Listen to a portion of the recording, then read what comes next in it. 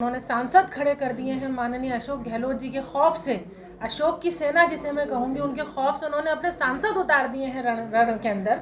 ये दिखाता है कि वो खुद। जरूरी नहीं कि हर हीरा हो हीरे जैसा खरा, लेकिन तनिष्क का हर हीरा है 100% नेचुरल और गुणवत्ता व विश्वास दोनों पर खरा। पाइए डायमंड ज्वेलरी की वैल्यू पर 20% तक off. Visit Tanishq showroom, India Motor Circle, Ajmer.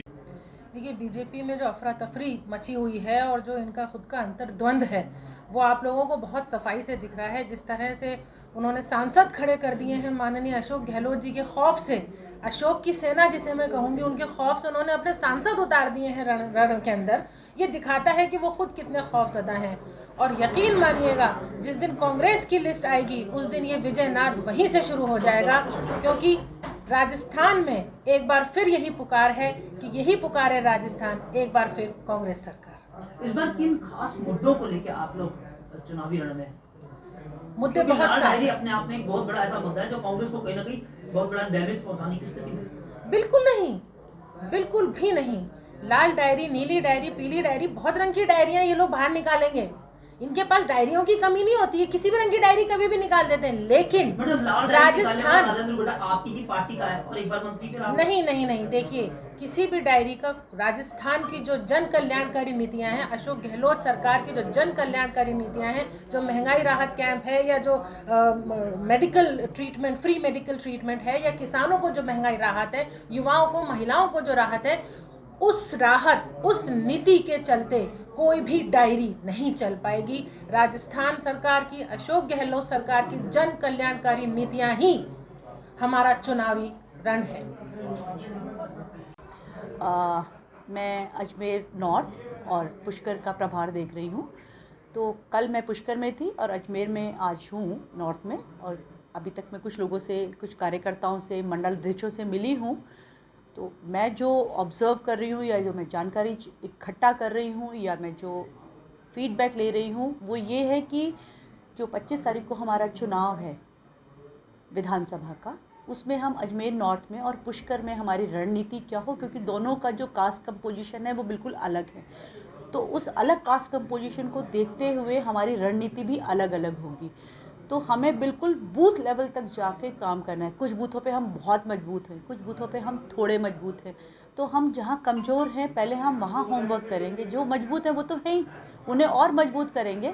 लेकिन जो कमज़ोर बूथ है उस पर हम कैसे करें, उस पर किस पर्टिकुलर जाति का वोट ज़्यादा है, उन जाति के जो प्रमुख हैं, प्रधान हैं, मुखिया हैं, उनसे जाके मिलेंगे, उनसे बात करेंगे, उनके विचार जानेंगे और उन तक अपनी बात पहुंचाएंगे। और जो हमारे माननीय मुख्यमंत्री जी ने अपने पिछले कार्यकाल में या अभी तक जो कार्यकाल उनका है, उसमें उन्होंने जो कार्य किए हैं, कांग्रेस ने जो कार्य किए हैं, उन सब के बारे में उनको बताएंगे। क्योंकि जो ये व्हाट्सएप इंडस्ट्री बताती है ना, वो बहुत गलत होता है और उसको कोई वेरीफाई भी नहीं करता है। तो उसको बिल्कुल सटीक रूप से बताएंगे और आने वाले उसमें हम क्या करना चाहते हैं, मुख्यमंत्री जी क्या करना चाहते हैं, वो सब चीज़ें जो हैं हम आम जनता तक, आम वोटर तक पहुंचाएंगे। और जो हमारा पहली बार का मतदाता है, जिसका पहला मतदान अब वो करेगा, उनको ज़्यादा से ज़्यादा हम अपने साथ जोड़ेंगे। और उसी की कड़ी में कल NSUI ने एक मुहिम चालू की है पुष्कर से, जिसे रंधावा जी ने ऑनलाइन हरी झंडी दिखाकर स्टार्ट किया है। वो पूरे राजस्थान में जाएंगे और जो पहले बार के मतदाता हैं उनसे संपर्क करेंगे और उनको ज़्यादा से ज़्यादा कांग्रेस के पक्ष और कांग्रेस के प्रत्याशियों के पक्ष में मतदान करने के लिए अनुरोध करेंगे और उन्हें बताएंगे। मैडम, जैसा आपने बताया कि आप पुष्कर और अजमेर उत्तर का दायित्व आपके पास में है, आपने ऑब्जर्व किया है, मैं लिस्ट अभी आना बाकी है। हालांकि ये तय है कि जो सूची है लगभग तैयार हुई, दिल्ली से ही फाइनल होना है, आपको भी पता है।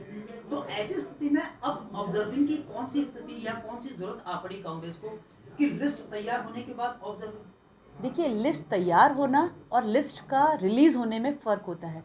एग्ज़ाम से पहले हम रात को, एक बात बताइए, पूरे साल हम पढ़ते हैं, लेकिन पूरी रात जो हम लगाते हैं ना, रात को पूरे अच्छे से रट्टे लगाते हैं, सुबह उनमें से एक आधा सवाल आ ही जाता है।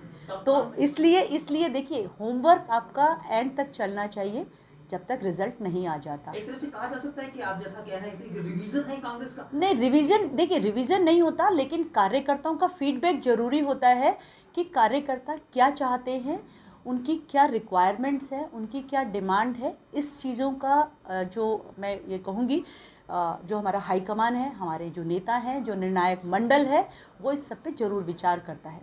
मैडम, माना जा रहा है कि अब जो ऑब्जर्विंग हो रही है, जो ऑब्जर्व आप लोग कर रहे हैं, वो किस तरीके से जो बगावती तेवर हैं, क्या उनको पहले से ही भाप के और उनको एडजस्ट करने, या वो जो डैमेज कर सकती है स्थिति में थे, उनको कंट्रोल करने की एक रणनीति कहा जा सकता है ऐसे कांग्रेस की? देखिए, मैं कल पूरा दिन पुष्कर में थी और अभी मैं सुबह से यहाँ पर हूँ, तो मुझे तो एक भी बगावती नहीं मिला और मुझे कोई भी ऐसा नहीं मिला जिसके बगावत के तेवर हो। ठीक है, दावेदार मिले और उन्होंने ये कहा कि अगर हमें टिकट नहीं मिलेगा तो कांग्रेस पार्टी जिसको भी टिकट देगी, हम पूर्ण समर्थन के साथ, पूर्ण मेहनत के साथ, तन मन धन के साथ उसको विजयी बनाने के लिए कार्य करेंगे। जैसा भी आप या और जो दूसरे लोग ऑब्जर्वर्स हैं या जो दूसरे पदाधिकारी हैं या कांग्रेस हाईकमान या सेंटर जयपुर से हमारे को जैसे भी निर्देश आएंगे, हम उसके अनुसार से काम करेंगे कांग्रेस के और कांग्रेस के प्रत्याशी को विजयी बनाने के लिए। क्या माना जा रहा है लिस्ट जो है वो ऑथेंटिक रूप से कब तक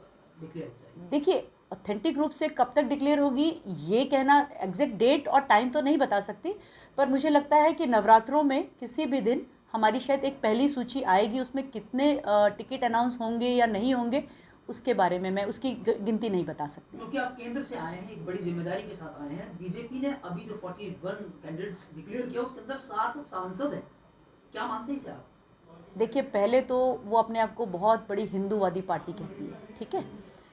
अब शराधों में अगर किसी काम का आप आगाज़ करोगे तो उसका अंजाम क्या होगा वो आपको या मुझे किसी को बताने की ज़रूरत नहीं है, पहली बात।